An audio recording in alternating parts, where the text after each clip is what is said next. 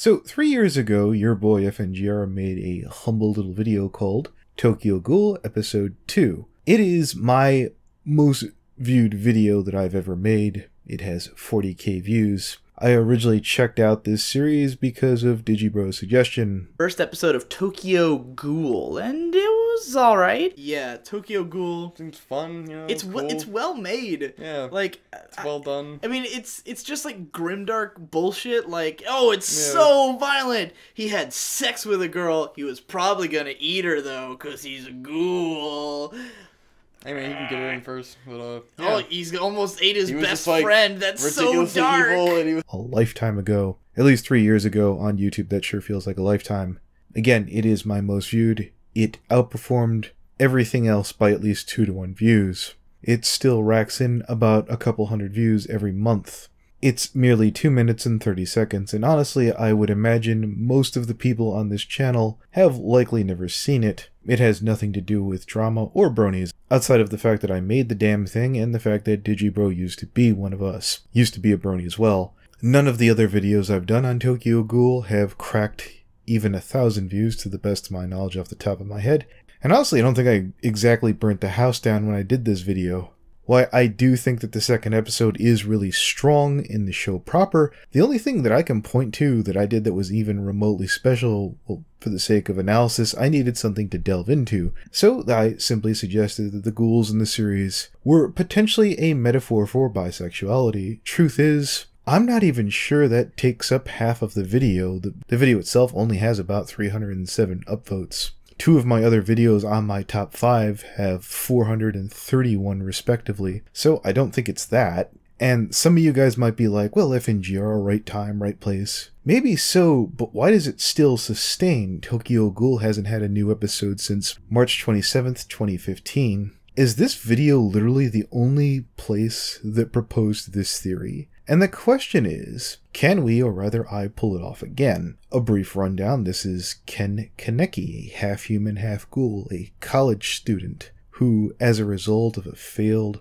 murder attempt by his ghoul girlfriend, who had some of her blood and or organs, well, something put into him that robbed him of his humanity, and his ability to sustain himself as a normal human being would. And now he has to feed on the flesh of humans, or other ghouls. As the series continues, he finds acceptance among this new society of people feared and shunned by normal human beings. And even some reject him within this new circle because he's not fully one of them. He's literally a man trapped between 2 worlds. There's the potential symbolic of Lady Rez, that's the ghoul who failed to murder him, whose organs gave him a second lease on life, trying to take control of him, the distinct imagery of a female spirit trapped in a male body. But is there more to it than that? In this dark underworld that somewhat hides in plain sight, Kaneki runs into Shu, who is a very flamboyant man who ultimately attempts to dine a Kaneki due to his hedonistic appetites for the obscene. While many ghouls can be seen as normal beyond, well, their disturbing appetites, Shu very much is the monster the outside world would fear his species to be. Kaneki does experience moments of kinship in this new society, or whatever passes for safety, respect, and security. But he finds out that there are people here, like Shu, that are willing to take advantage of him and prey on him. Is that the appeal of my video?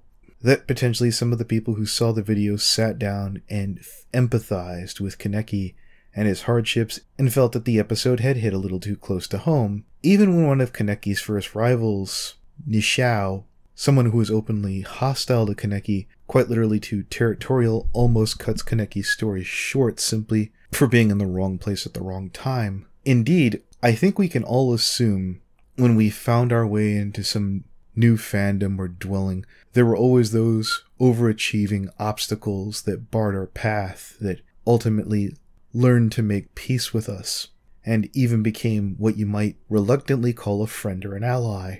Whether it was Toka, whose cold-hearted exterior gave way to a more later juxtaposed to Kaneki's innocence, or her shifting in later seasons, of her personality swapping more with Kaneki's. Alas, that's where I originally parted ways with this series, seeing that all too much had changed. Maybe I had completely failed to learn anything that the show wanted to teach me.